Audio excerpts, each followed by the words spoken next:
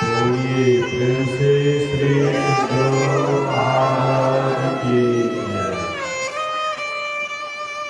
अखंड मंडलाकारं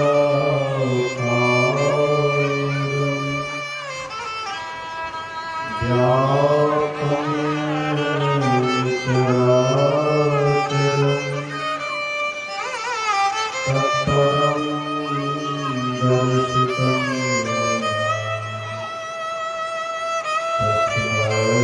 श्री गुरुवे नमः। धन्य धन्य सतगुरु सुखद महिमा कही न जाए। जो कछु कहा तुम्हारी कृपा नाते कछु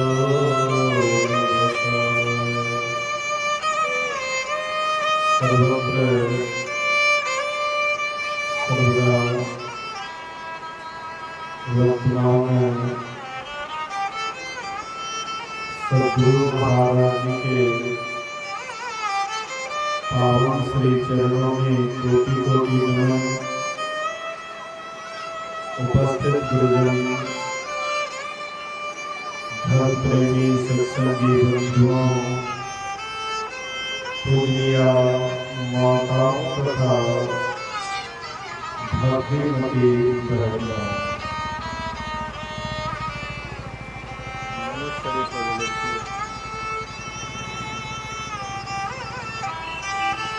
अभी हम लोग मर्यादा पुरुषोत्तम भगवान श्री राम जो प्रजाओं को उपदेश दिए वही उपदेश को सुन रहे थे। भगवान श्री राम के राजत्व काल में प्रजा बहुत सुखी थी।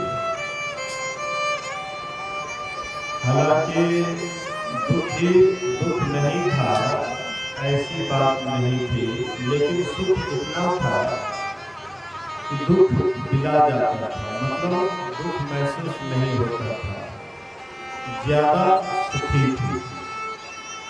लेकिन भगवान राम के राजत्व काल में जब प्रजा विशेष सुखी थी तो फिर भगवान श्री राम उपदेश क्यों किए?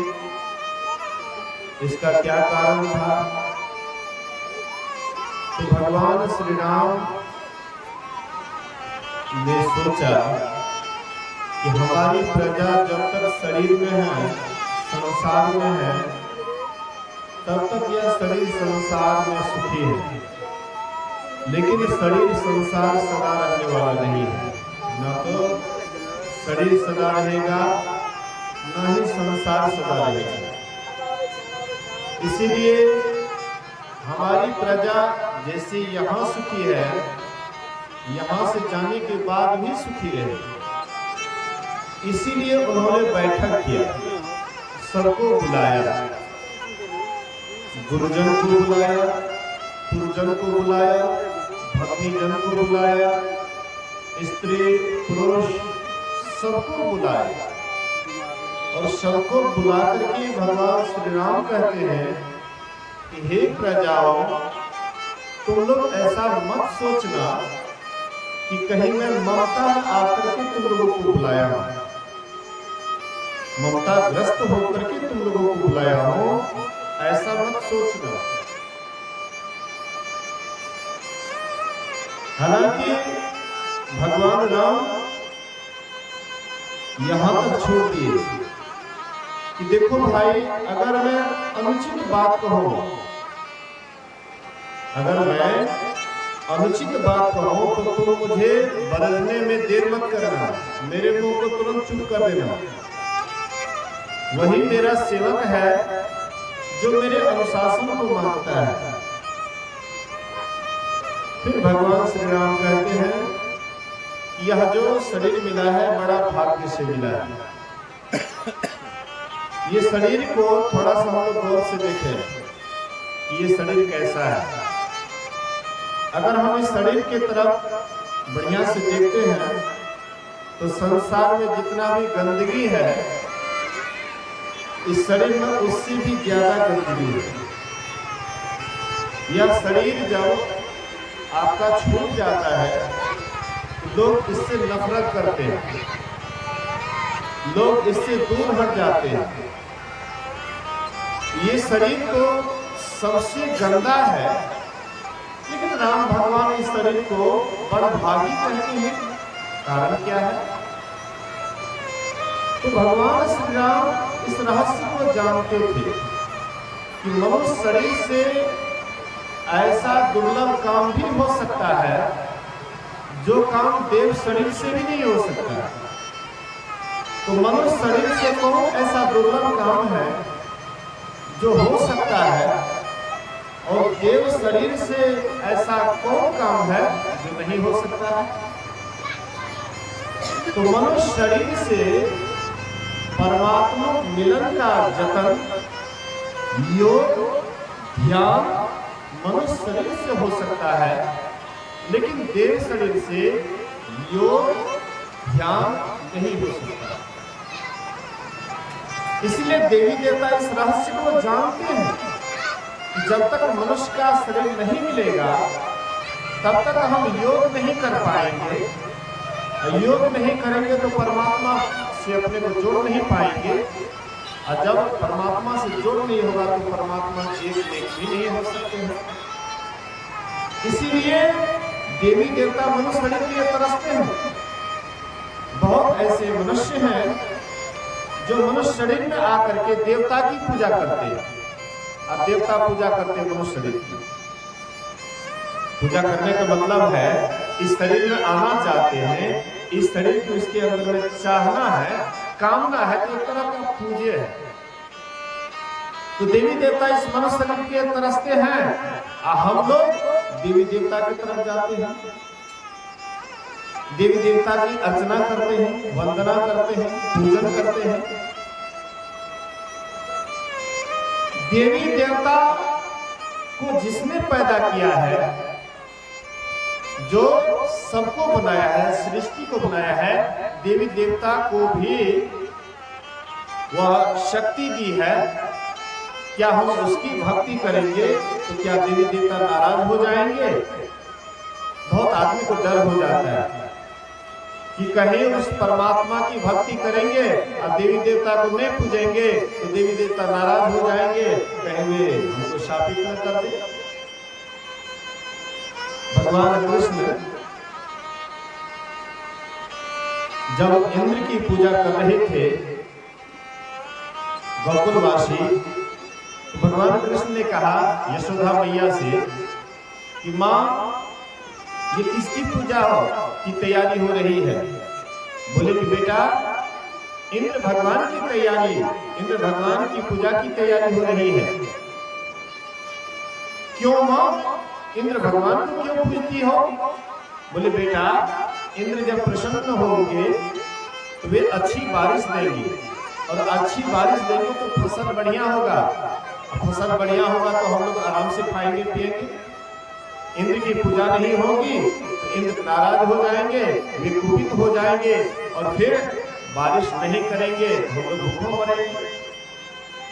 बोले कि ऐसी देवता, ऐसा देवता जो पूजा नहीं करे तो नाराज हो जाए, कुपित हो जाए, ऐसे देवता की पूजा नहीं करनी है।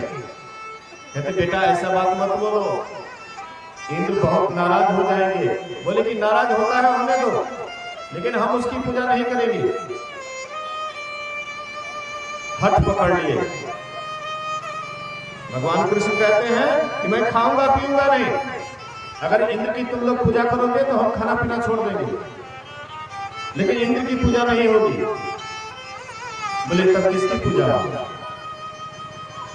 बोले कि जो सब में समाया हुआ है, जो पहाड़ में भी समाया हुआ है, जो गौ माता में भी समाया हुआ है, जो सर्वत्र है, कहीं जिससे खाली नहीं है, उसी की पूजा होनी चाहिए। पर्वतराज की पूजा होनी चाहिए, क्योंकि वह परमात्मा पर्वतराज में समाया हुआ है। पर्वत के द्वारा हमें बारिश होती है, हरा भरा फसल होता है, हरा भरा घास होता है जिसको मवेशी चरता है, इसलिए उसकी पूजा होनी चाहिए, गौ की पूजा होनी चाहिए। हठ पकड़ लिए, अंत में नंद बाबा यशोदा मैया को उनके हठ को मानना पड़ा। लेकिन जैसे कैंसिल किए पूजा, वैसे ही इंद्र संयम गुस्सा में आंख लाल पियर कर ली कि अरे हमारी पूजा की अवहेलना की है, इसलिए हम अभी दिखाते हैं। तो वह प्रलय वाला बादल को बुलाए और बोले कि इतना बारिश करो, इतना बारिश करो कि सब के सब उसी पानी में बह जाए। भगवान कृष्ण जान गए और सबको लेकर के, गोकुलवासी को सबको लेकर के पहाड़ के पास गए और पहाड़ को छाता बना लिया। सबको उसी में, वही पहाड़ के नीचे सबको कितना हो बारिश हुई, लेकिन किसी का कुछ नहीं बिगड़ा, सबके सब सुरक्षित रहे। इंद्र अपना पूरा दम लगा दिए, बादल में जितनी भी पानी थी सब के सब बारिश हो गई, लेकिन कुछ भी नहीं बिगड़ा। अंत में इंद्र हार गए और अपने गुरुदेव से पूछते हैं, गुरुदेव आप क्या करें? बोले कि देखो, परमात्मा के सामने में जो तुम चाहते हो कि हमारी जीत हो जाए, ये तुम्हारी मूर्खता है। इसलिए जहां शक्ति काम नहीं आए वहां पर भक्ति से काम लेना चाहिए। तुम जाओ प्रभु के शरण में, ये तुम्हें क्षमा कर देंगे। इंद्र आए भगवान कृष्ण के शरण में और उनको प्रणाम करते हैं, क्षमा मांगते हैं। तो हम आप देवी देवता की तरफ जाते हैं, क्या उस परमात्मा की पूजा करने से, उस परमात्मा की भक्ति करने से क्या देवी देवता नाराज हो जाएंगे? और जो देवी देवता परमात्मा की भक्ति करने से नाराज होता है, होने दीजिए। लेकिन हम लोगों को डर हो जाता है, हम लोग डर के मारे सब काम करते हैं। सत्संगों में आते हैं तो डर के मारे, कोई शुभ काम करते हैं तो डर के मारे। अरे भाई, डरना ही है उस परमात्मा से डरो जो पूरे संसार को बनाया है, पूरे सृष्टि को रचा है। रचा है सृष्टि को जिस प्रभु ने, वही सृष्टि चला रहे हैं। जो बाग हमने लगाया पहले, उसी का फल हम खा रहे हैं। रचा है सृष्टि को जिस प्रभु ने, वही सृष्टि चला रहे हैं। जो हमने बगीचा लगाया, जो हमने पहले पेड़ लगाया, उसी का फल हमें मिल रहा है, कोई हमें देता नहीं है। देवी देवता कहीं से ला करके हमारे जीवन में नहीं देता है। लेकिन हम सोचते हैं कि देवी देवता की पूजा करेंगे तो देवी देवता हमको ये देगा, हमको वो देगा। वो क्या देगा हमको? भीख मंगा से कहीं भीख मिलता है क्या? अरे मांगना ही है तो जो सबके मालिक है उससे मांगो। और जाते हम भीख मंगा के पास भीख मांगने के लिए, भला क्या मिलेगा भीख मंगा के पास? एक बार अकबर बादशाह बड़े दानी थे। उनके दरबार में कोई जाते थे तो खाली हाथ नहीं लौटते थे। बड़े दानी स्वभाव के अकबर बादशाह थे। उनकी चर्चा पूरे फैला हुआ था। एक फकीर को मालूम हुआ कि अकबर बादशाह है, मतलब उनके पास में बहुत धन संपत्ति है, इसलिए जाना चाहिए, कुछ याचना करनी चाहिए, कुछ मांगना चाहिए। तो वो फकीर गए अकबर बादशाह के दरबार, तो उनको बैठने के लिए दिए। लेकिन अकबर बादशाह कहते हैं कि थोड़ी देर के लिए आप बैठे, इंतजार करें, क्योंकि मेरे नमाज का समय हो गया। मैं थोड़ा नमाज पढ़ करके आता हूँ, उसके बाद आपके इच्छित जो भी आप इच्छा कीजिएगा वह आपको मिलेगा, लेकिन थोड़ी देर इंतजार कीजिए। तो वे वहां पर बैठ गए। तो ये क्या करते हैं? नमाज पढ़ते हैं, और नमाज पढ़ने के बाद अल्लाह से इबादत करते हैं। हे अल्लाह, मेरे सैनिक में बल दे, हे अल्लाह मेरे औलाद को खुशनसीब बना, हे अल्लाह मेरे खजाना को बरकत दे। मतलब मांग पर मांग करने लगे। फकीर सोचा, मैंने सोचा था कि अकबर बादशाह है, उनके पास कोई कमी नहीं है, इसलिए उसके पास मांगना चाहिए। आइए तो देखते हैं कि भिखमंगा बनकर के दूसरे से मांग रहा है। ये जिससे मांग रहा है मैं भी उसी से क्यों नहीं मांगू? भाई भिखमंगा से क्या मांगू? बिना कुछ लिए वहां से चुपचाप फकीर चल देते हैं। अकबर बादशाह तख्त में इबादत करके आते हैं और बोलते वह फकीर कहाँ है? बोले वह फकीर तो जा रहा है। बोले बुलाओ उसको। वह फकीर को बुलाए और कहते हैं कि फकीर साहब क्या हमसे खता हो गई, क्या मुझसे गलती हो गई, आप मेरे दरबार से खाली हाथ चले गए, कुछ लेकर के जाना चाहिए। फकीर साहब कहते हैं खता तुमसे नहीं, खता मुझसे हो गई। गलती तुमसे नहीं, गलती मुझसे हो गई। मैंने सोचा कि तुम बड़े बादशाह हो, तुम्हारे पास में कोई चीज की कमी नहीं है, इसलिए मैं तुमसे कुछ याचना करूं, कुछ मांगू। लेकिन मैंने तो इसी आंख से देखा और इसी कान से सुना कि तुम भी किसी से मांग रहा था। हे अल्लाह मेरे खजाने को बरकत दे, हे अल्लाह मेरे औलाद को खुशनसीब बना, हे अल्लाह मेरे सैनिक में बल दे। ये सब तुम मांग रहा था अल्लाह से, तो मैं भी उसी अल्लाह से क्यों नहीं मांगू? और तुम भिखमंगा से क्या मांगो? इसलिए मैंने तुमसे कुछ नहीं मांगा। मतलब कहने का आशा है कि हम आप उसी परमात्मा से मांगे, देवी देवता से क्या मांगे? देवी देवता तो अपना खुद भिखमंगा है, मनुष्य शरीर के लिए तरसते हैं, लेकिन परमात्मा उसको मनुष्य का शरीर नहीं देते हैं और हम आपको दिए हैं। मतलब देवी देवता से भी हम आप 2-4 दिन आगे हो गए। अब फिर उलट करके पीछे की तरफ देखते हैं, जो ये मनुष्य शरीर के लिए तरसता है हम उन्हीं की तरफ जा रहे हैं। अब वे भी सोचते हैं कि हमको मनुष्य का शरीर मिले, लेकिन उसको दुर्लभ है। नरतन दुर्लभ देव को सब कोई कहत पुकार, सब कोई कहत पुकार देव देहि नहीं पावे। ऐसे मूर्ख लोग जो स्वर्ग की आस लगावे, पुण्य छीन सोई देव स्वर्ग से नरक में आवे। भर में चारों खानी पुण्य कहे ताहि रिझावे। तुलसी सतमत तत्व है स्वर्ग पर करे खखार। नर्तन दुर्लभ देव को सब कोई कहत पुकार। मनुष्य शरीर देवता को दुर्लभ है ऐसा सभी पुकार करके कहते हैं। सब कोई पुकार करके कहते हैं कि देवता को यह मनुष्य शरीर दुर्लभ है, बड़ा मुश्किल है। सब कोई कहत पुकार देव देहि नहीं पावे। ऐसे मूर्ख जन जो स्वर्ग की आशा लगाते हैं, वह मूर्ख है जो स्वर्ग की आशा लगाते हैं। बहुत आदमी सत्संग करते हैं, ध्यान करते हैं, और उनके मन में होता है कि हमको स्वर्ग मिले। स्वर्ग क्या है? राम भगवान से पूछिए कि भगवान थोड़ा स्वर्ग के संबंध में बतलाइए। राम भगवान क्या कहते हैं? यही तन कर फल विषय न भाई, स्वर्ग स्वरूप अंत दुखदाई। हे भाई, ये मनुष्य शरीर का यह फल नहीं है कि तुम विषय भोग की तरफ जाओ। अगर तुम स्वर्ग भी पा लिया तो वह भी कुछ दिन के लिए है, वह भी थोड़ा अच्छा और अंत में दुख देने वाला है।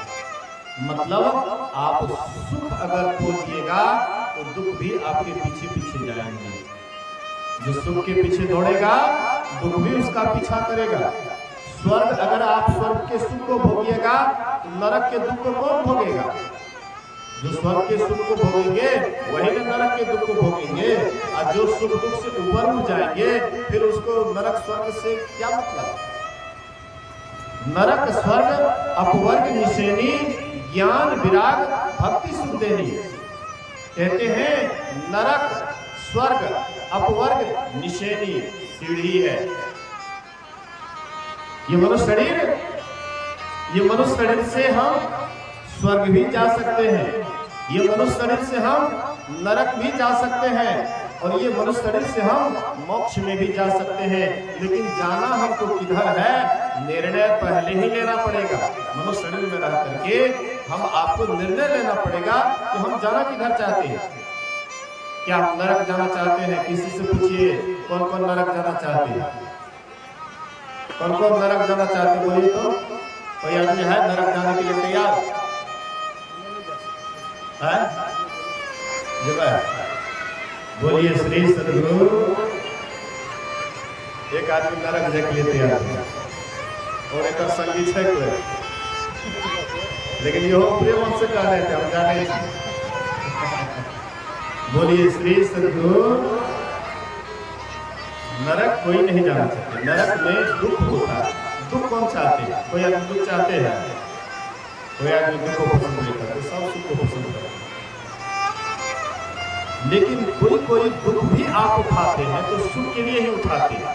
जैसे मान लीजिए विद्यार्थी आपका बाहर में जाकर के पढ़ता है, न उसको खाने का ठिकाना रह जाता है, न उसको ऐसा आराम का, हाँ मतलब पढ़ाई में इतना लवलीन रहता है कि उसको अपना सुख सुविधा सब कुछ भूलना पड़ता है।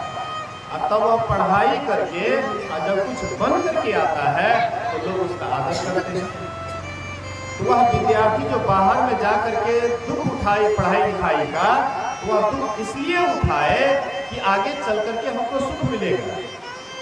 अभी हम आप जो सत्संगी यहाँ बैठे हुए बहुत ऐसे हैं जिनको हवा भी नहीं लग रहा होगा और वे गर्मी में बैठे हुए गर्मी को सहे बर्दाश्त कर रहे हैं। ये इसलिए आप ये दुख उठा रहे हैं कि हमको आगे चलकर के सुख मिले। तो दुख भी आप कोई कोई इसलिए उठाते हैं कि आगे चलकर के सुख मिलेगा, लेकिन केवल दुख ही दुख हो, जिसमें सुख ना हो वह दुख कोई नहीं चाहता। तो नरक कोई जाना पसंद नहीं करेंगे, नरक कोई नहीं जाना चाहता है, कोई दुख नहीं चाहता है। स्वर्ग के लिए अगर कहें कि स्वर्ग जाने के लिए कितने आदमी तैयार हैं, तो लगभग लगता है कि सब तैयार हो गए। स्वर्ग कौन नहीं जाना चाहेंगे? अच्छा जगह में कौन नहीं जाना चाहेंगे? सुख कौन नहीं पसंद करते हैं?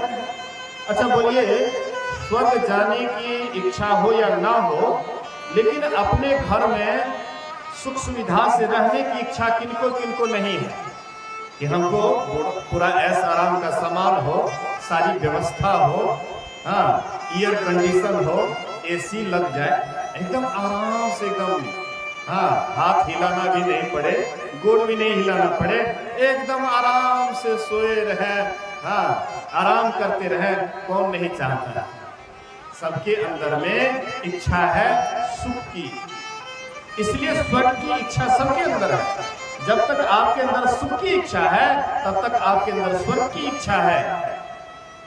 तो सुख को सब पसंद करते हैं, लेकिन सुख और दुख से एक अलग स्थान है जहां जाने के बाद ना तो सुख से आपको मतलब रहता है ना दुख से मतलब रहता है। लेकिन वह अवस्था होती है समाधि में जाने के बाद। ध्यान में जब आप आगे बढ़ जाते हैं तो सुख दुख से आप ऊपर उठ जाते हैं। शरीर कहाँ पड़ा हुआ है वह भी आपको याद नहीं रहेगा, किस अवस्था में है वह भी याद नहीं रहेगा, कब भोजन किए, कब क्या हुआ, कुछ भी आपको याद नहीं रहेगा। सब कुछ भूल करके जो समाधि में चले जाते हैं वही परम पद में जाते हैं, उसी को मोक्ष का सुख मिलता है। अब बात बाकी, इधर जब तक हम रहते हैं जैसे सरसी लो की छिन पानी छिन आग, ऐसे सुख दुख जगत के सहजो तू तजी भाग। सजुबाई कहती है जैसे लोहार का सरसी होता है, कभी पानी में जाता है और कभी आग में जाता है। जहाँ पर धुकनी चलता है, हाँ आग है, वहां पर जब सरसी जाता है तो धीरे धीरे सरसी भी लाल हो जाता है।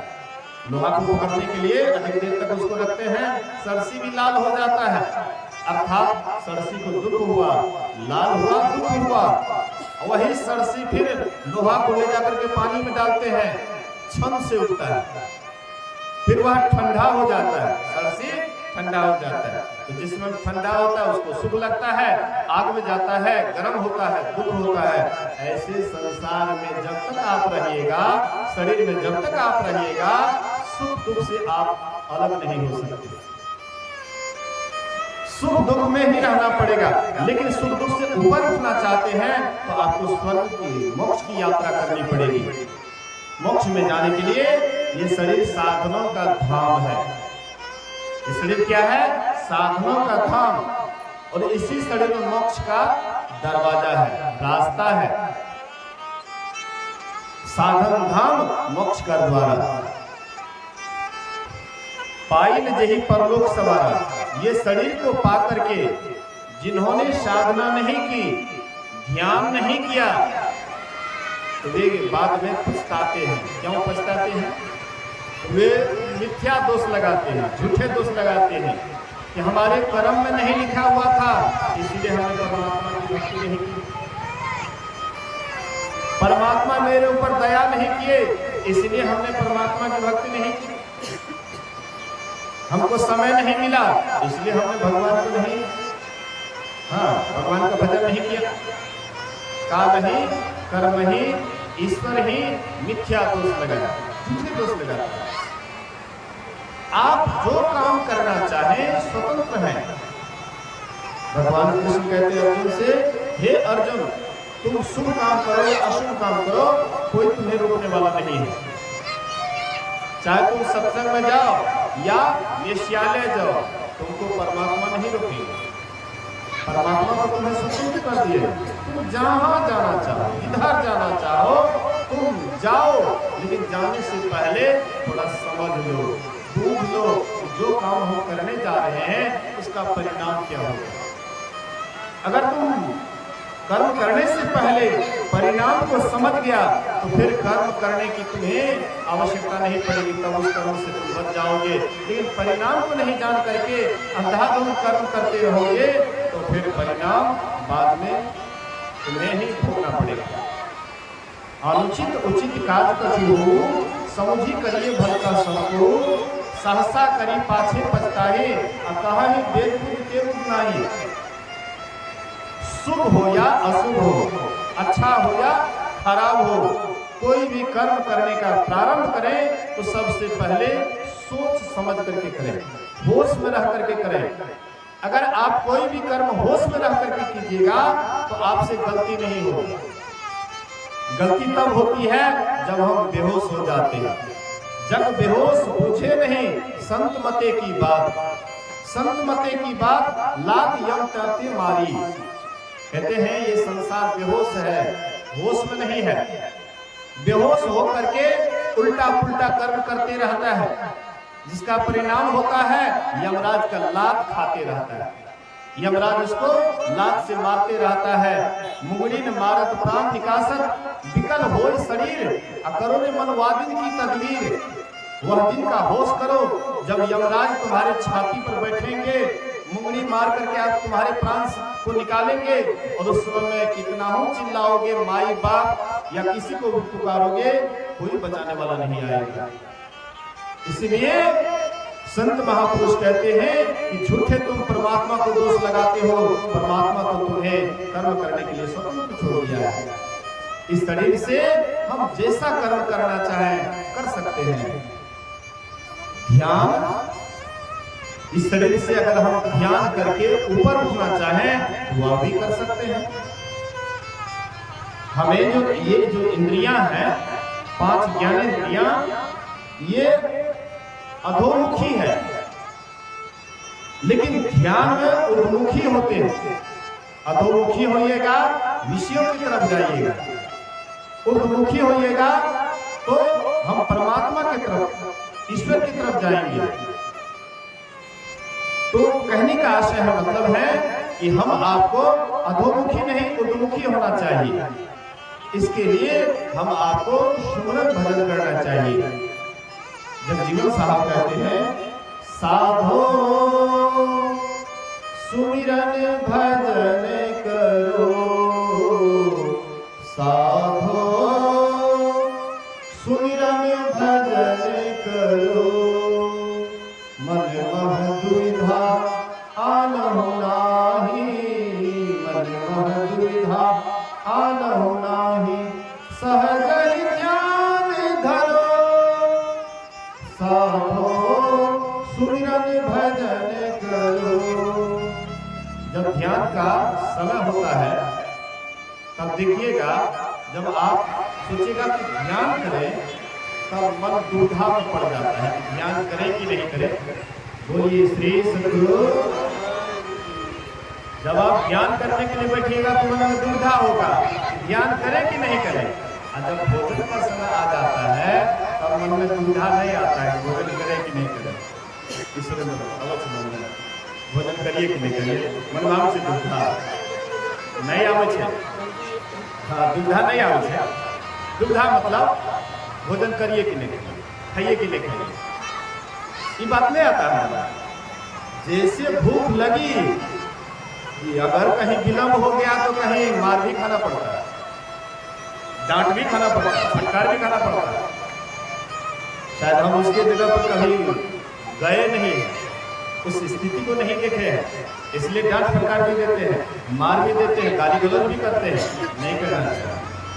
काश अगर आप उस जगह होते, आपको चूल्हा के पास बैठना पड़ता, आप उस गर्मी में भोजन बनाते, तब आपका क्या हाल होता, थोड़ा विचार कीजिए। इसलिए गाली गलौज में, हाँ, भोजन में लेट है थोड़ा भजन कर लीजिए। भोजन में लेट हो या न हो, लेकिन भजन कर लेना चाहिए। लेकिन भजन करने के लिए बैठिएगा, ध्यान करने के लिए बैठिएगा तो मन बहाना करेगा। क्या भाई ध्यान, क्या ध्यान करेंगे, भोजन बन गया, चलो खा ले लो, है कहीं भोजन ठंडा न पड़ जाए। भोजन में दुविधा नहीं। अगर आपके खेत में फसल पक जाता है, उस समय आपके अंदर दुविधा नहीं होता है फसल काटे कि नहीं काटे। गेहूं पक जाता है तो दुविधा होती है काटेंगे कि नहीं काटेंगे। काटना है, चाहे हाँ अपने से हो या जन मजदूर करके हो, लेकिन जल्दी से जल्दी काटना है। फसल काटने का समय आया तो दुविधा आपका खत्म। हाँ, काटना ही है। बेटी की शादी करनी है, उसमें दुविधा आता है, शादी करे कि नहीं करे। नहीं, बेटी है, चाहे उम्र कम में है ना, जल्दी हटाओ ना, माथा का बोझ। बेटा बोझ नहीं बुझाता है, लेकिन बेटी बोझ बुझाता है। जल्दी इसको शादी करके हटाओ, उसमें दुविधा नहीं। बेटा का शादी करना है, उसमें दुविधा नहीं। बैंक बैलेंस करना है, उसमें कोई दुविधा नहीं। संसार के कोई काम में कोई दुविधा नहीं। लेकिन सबसे मूल काम जो हमारा है, जिससे हमारा उद्धार होगा, कल्याण होगा, जिससे हम उन्नति को जाएंगे, परमात्मा को पाएंगे, परम सुख को पाएंगे, उसी में दुविधा आता है, उसी में बहुत बातें आती है, करें कि नहीं करें। तो यहाँ पर जगजीवन साहब कहते हैं, मन में दुविधा आना होना ही। मन में जैसे दुविधा है तो उसको हटा दो, इसको आने मत दो। दुविधा आएगा तो तुमको भजन करने में बाधा डालेंगे।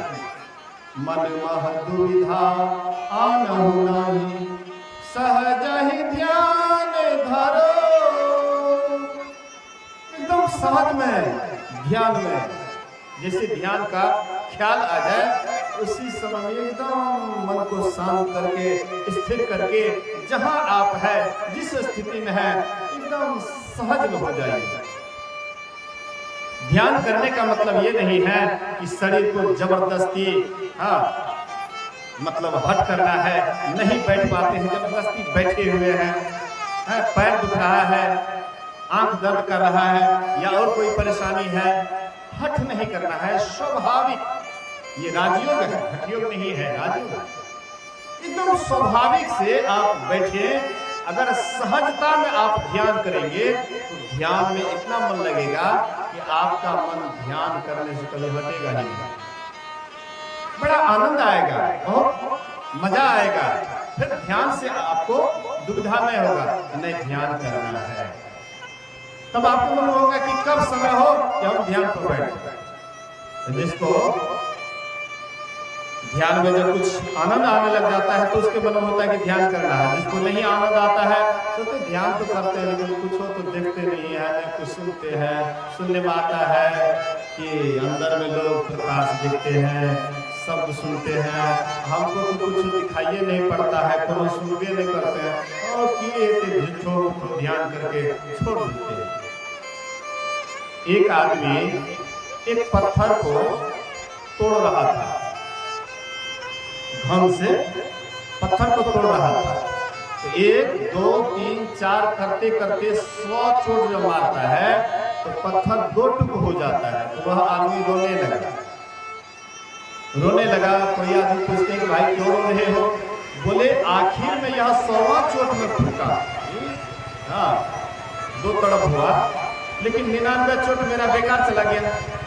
99 चोट जो हमारे वो तो बेकार चला गया, आखिर फूटा तो ये 100वां चोट में। तो बोले कि नहीं, तुम्हारा 1 चोट भी बेकार नहीं गए। हम आप जो ध्यान पर बैठते हैं, ध्यान में मन लगे अथवा नहीं लगे, वह समय बेकार नहीं जाता। बेकार वह समय जाता है जब आप ध्यान के समय में अनाप शनाप गप सप में लग जाते हैं। ध्यान का समय है, आप गप सप में लगे। अरे कब से कब गप सप से तो आप बचे हुए हैं, फालतू बात से तो आप बचे हुए हैं।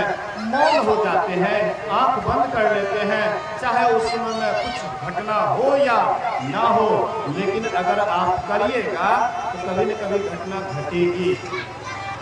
देर है अंधेर नहीं। परमात्मा के घर में देर है अंधेर नहीं, लेकिन करिएगा तो कभी न कभी जरूर आपके अंदर में कोई न कोई अनुभूति होगी। लेकिन करते रहिएगा। तब करत करत अभ्यास के जड़मती हो सुजान, रसरी आवत जाते सिर पर पड़त निशान। एक कोमल रस्सी जब बराबर पत्थर पर दिशाती है तो वहां पर भी रस्सी के समान उसमें भी रेहड़ा हो जाता है, गड्ढा हो जाता है। और क्या हम ध्यान करेंगे, ध्यान में गहराई नहीं आएगी। ध्यान में गहराई आएगी, लेकिन पहले ध्यान में एकाएक गहराई नहीं आती।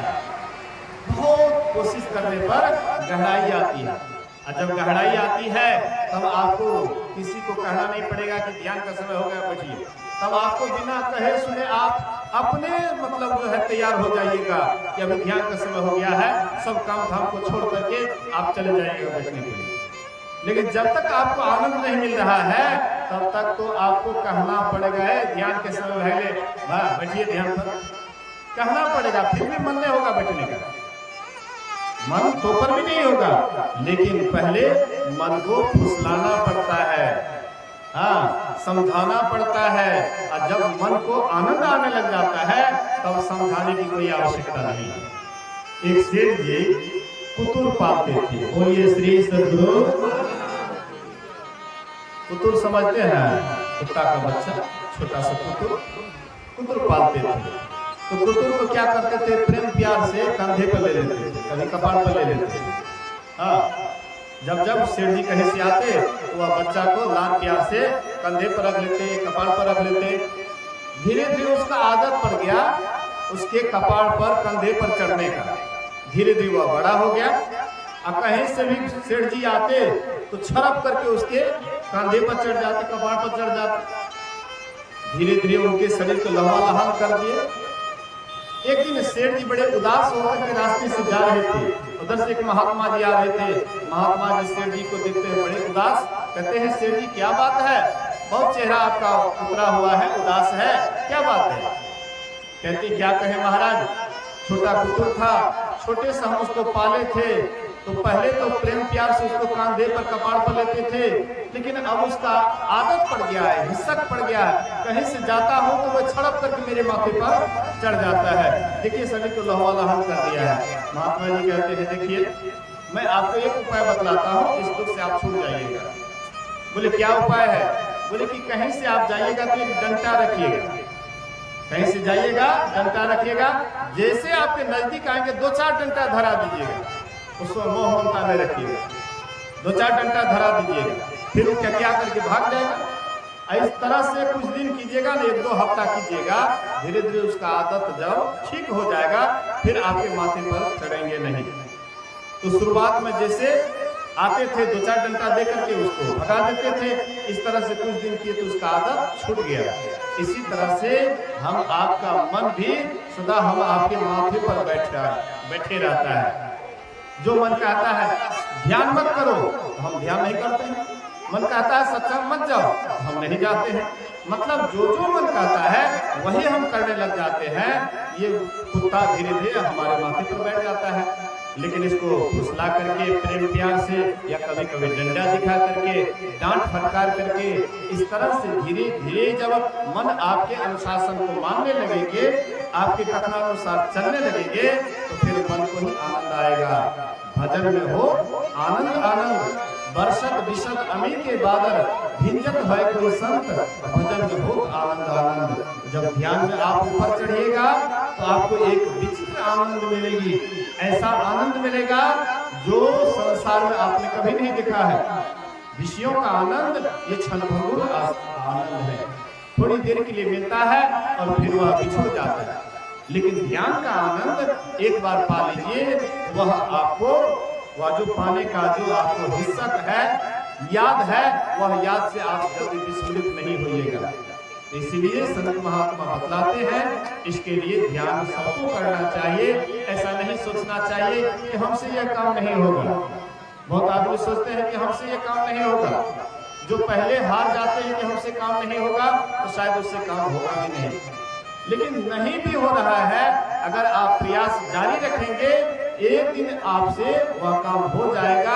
फिर होने के बाद जो आपको आनंद मिलेगा, सुख मिलेगा, उसका उपभोग आप ही कीजिएगा। इसलिए सबको यह काम करना चाहिए। इसलिए मनुष्य का शरीर मिला है। बहुत बातें हैं, लेकिन 6:01 हो गया है। 6 बजे तक यह कार्यक्रम का समय, तो अभी हम लोग आए